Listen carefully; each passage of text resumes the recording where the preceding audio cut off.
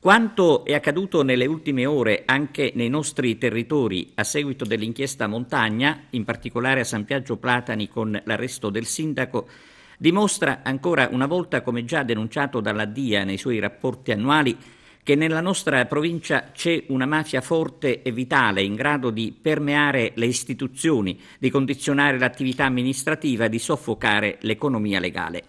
Sono queste le parole del segretario generale della CGIL di Agrigento Massimo Raso, che aggiunge: l'operazione di ieri, che segue di pochi giorni un'altra importante inchiesta che ha portato alla sostituzione del prefetto, delineano una condizione della nostra provincia assai inquietante. Una provincia povera ma assaltata da mafia e malaffare. In queste ore, denuncia Raso, ci appare assordante il silenzio di forze politiche, associazioni professionali, istituzioni. Nessuno ha da dire nulla? Si chiede l'esponente del sindacato.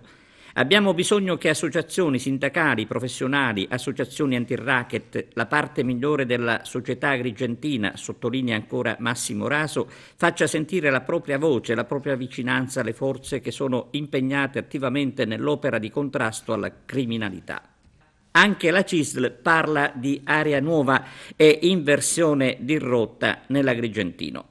Prima il terremoto sul servizio idrico integrato della provincia di Agrigento e dopo l'operazione antimafia Montagna certificano, afferma il segretario provinciale, la presenza dello Stato che alimenta le speranze di cambiamento e di rivitalizzazione del territorio. Esprimiamo il nostro compiacimento agli inquirenti, alle forze dell'ordine e alle procure impegnate nel ripristino della legalità, conclude.